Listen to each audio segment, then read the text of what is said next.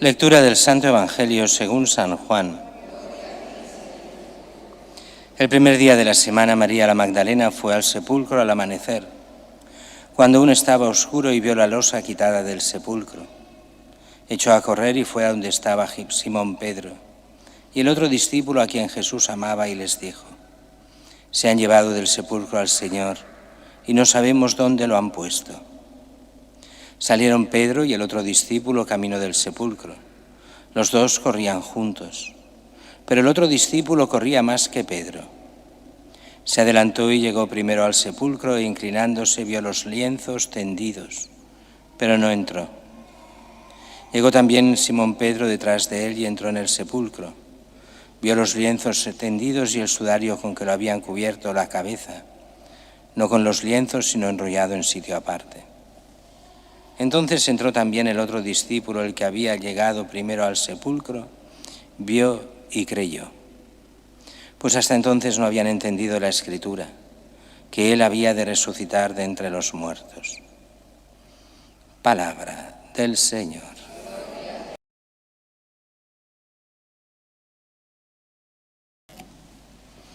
Como decíamos al principio de la misa, ayer o esta noche, que ya empezaba el domingo, después de que se fuera el sol, en la mentalidad antigua empieza la fiesta, cuando se va el sol ya es el día siguiente. Y así se hace la vigilia pascual y la gran solemnidad de la resurrección del Señor. Y lo hacíamos ayer a las 9 de la noche. Y allí era todo solemnidad, todo lo contrario de ahora, que veis que es una misa normalita, porque todos los que pueden ejercer esa solemnidad pues ya vinieron ayer por la noche. Y era precisamente esa gran fiesta. Cristo ha resucitado, y veíamos todo lo que eran las 7 lecturas del Antiguo Testamento, todo el proceso para llegar a Jesús. Después la lectura de San Pablo, que nos daba el sentido del porqué y de lo que es la resurrección de Cristo. Y después el Evangelio con el sepulcro vacío. ¿Por qué nos da al principio ese sepulcro vacío? Incluso hoy también tenemos el sepulcro vacío. No está la resurrección, no vemos a Cristo resucitado todavía en la lectura de hoy. Pero lo vemos ya desde la fe y lo vemos de forma clara. María Magdalena ha llamado a los apóstoles, haciendo aquello que se llama siendo la apóstol de los apóstoles. Aquí hay gente que se hace un líos en la cabeza porque desde hace ya más de 800 años se le llama a María Magdalena, lo decía ya Santo Tomás de Aquino, la apóstol de los apóstoles. Y algunos, que solo les gustan las novedades, dicen: ¿ves? María Magdalena fue apóstol, igual que los otros 12. Y además de esto, los han quitado a las mujeres y lo han escondido en la historia, que ella fue un apóstol más. Y hay libros ya del siglo II que hablan de esto y dicen que era apóstol. Y dices, perdona, es no entender nada de la Iglesia. ¿Fue el apóstol de los apóstoles en qué sentido? En el sentido que apóstol quiere decir enviado. Y Cristo la envía para hacer apostolado a los apóstoles, o sea, enviarles, advertirles que Cristo ha resucitado. Y por eso es la apóstol de los apóstoles, la enviada a los apóstoles. Y los apóstoles son los enviados a todos nosotros, a toda la Iglesia, a toda la humanidad. Y cuando se habla de estos libros que hablan de la apóstola, son libros gnósticos, herejes del siglo II, que no creían en Cristo, sino que Cristo era simplemente, todo eran solo signos de un saber oculto que nadie podía entender más que los iniciados. Era estrictamente el sentido mismo que se da a la masonería de estas iniciaciones ocultas. Son los hijos del gnosticismo, los masones. Y es esos gnósticos que fueron condenados de toda la vida, desde el siglo II, III, IV, V. ¿Por qué? Porque se inventaban una fe a su estilo. Se hacían lo que les daba la gana, y así se hacían una moral como querían, porque ellos eran los poseedores de la verdad oculta del Evangelio, que no es Cristo ni Dios, son ellos. Y esos quieren hacernos creer que María Magdalena era apóstol, por favor. Como esto está lleno de libros que hablan de María Magdalena como si fuera la esposa de Jesucristo y todo lo que queráis. Nada, de nada, de nada. Recuerdo hace años, cuando salió el Código da Vinci y planteaba esto. En la radio pública catalana, un famoso comentador de libros dijo: aquí está la historia que la Iglesia ha ocultado durante siglos, y esta es la historia real de Cristo y de María Magdalena. Y no se daba cuenta que le estaban tomando el pelo totalmente. Aquello era una novela, además, infumable en cuanto a los detalles históricos. Nada histórico, absolutamente. Hasta llegar a hablar de hoy, de ese monje del Opus Dei. El Opus Dei no tiene monjes, no hay monjas ni monjes del Opus Dei, es igual. Un monje del Opus Dei que era una especie de inquisidor moderno. Todo falso, no había nada auténtico, pero la gente se lo creyó todo. ¿Y por qué se lo creyeron? Porque eran simplemente gente que había perdido la fe, y todo lo que es desde fuera de la fe, entonces lo aplauden hasta con las orejas. Pero el que es de fe y tiene una cultura religiosa mínima se da cuenta que aquello es infumable. Pero bueno, María Magdalena, la apóstola de los apóstoles, sí. La que es enviada por Cristo para anunciar la resurrección, sí. Y van ellos dos a ver el sepulcro, Juan y Pedro, enviados por María Magdalena. Y es curioso porque entran en el sepulcro vacío.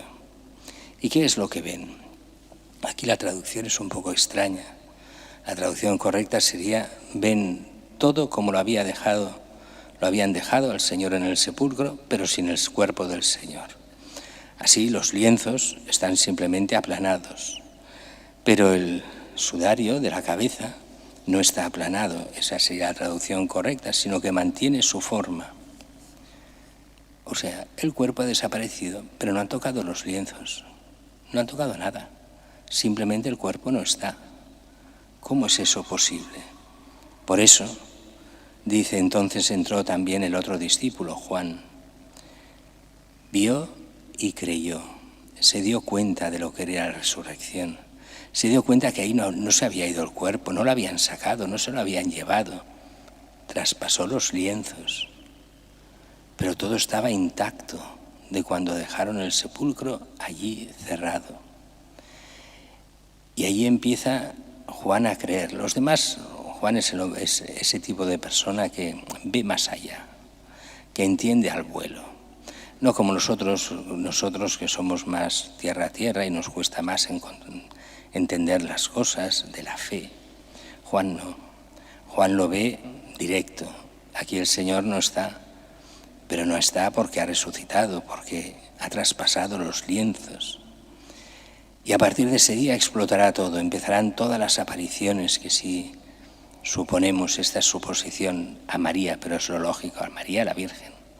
Las apariciones a las mujeres, las apariciones a Pedro, las apariciones a los discípulos de Maús, las apariciones a todos los apóstoles junto a otros discípulos. Y después una y otras apariciones hasta llegar, nos lo dirá San Pablo, a más de 500 discípulos que llegaron a ver, 500 hermanos dirá que llegaron a ver a Cristo resucitado en esos 40 días. Toda esta semana que viene es la semana que llamamos de la octava de Pascua.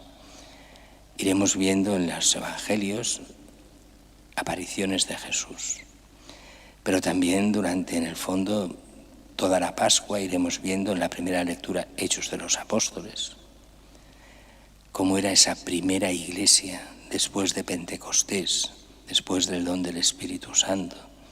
Iremos viendo también en los evangelios, en parte, lo que eran las apariciones y en el fondo lo que significan aquellas apariciones. Todo eso hasta llegar a Pentecostés. Allí celebraremos cómo Dios nos da el Espíritu Santo, el Padre y el Hijo envían al Espíritu Santo. ¿Para qué? Para que la Iglesia vaya adelante. La Iglesia, que es la más pobre en cuanto a sus formas. Aquí tenemos de todo, gente lista y corta. No somos especialistas en ser los más listos de la clase, los católicos, pero no es eso lo que nos salva. Los apóstoles no eran los más listos, más inteligentes y los que más habían estudiado. En aquella época no tenían carreras universitarias, tenían don de lenguas.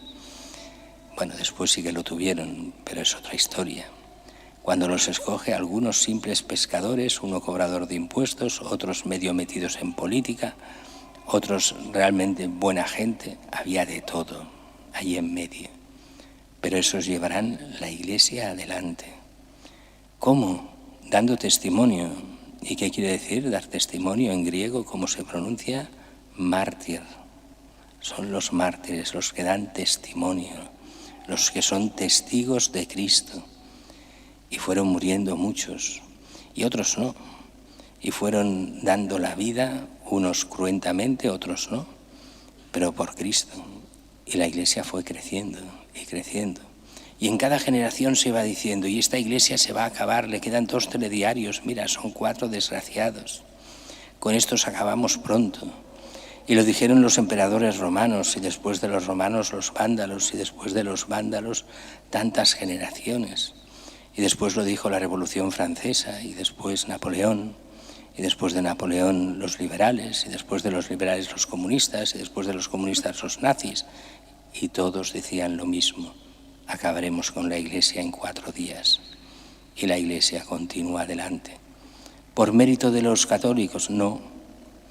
Por los méritos de Cristo, que murió y resucitó por nosotros, y que nos dijo claramente que estaría con nosotros todos los días hasta el fin del mundo. Y seremos más o seremos menos, pero si somos de Cristo y estamos con Cristo, el que ha resucitado de los muertos, entre los muertos, el que nos envía su Espíritu Santo, continuaremos hasta el final de los tiempos. Pero lo más importante, si le somos fieles, tendremos la vida eterna con Él, que es aquello a lo que Cristo nos prepara, a esa vida que es mucho más de lo que podamos llegar a imaginar. Solo nos pide una cosa: que creamos en Él, que lo sigamos, seamos discípulos suyos, y así poder entrar en la vida eterna.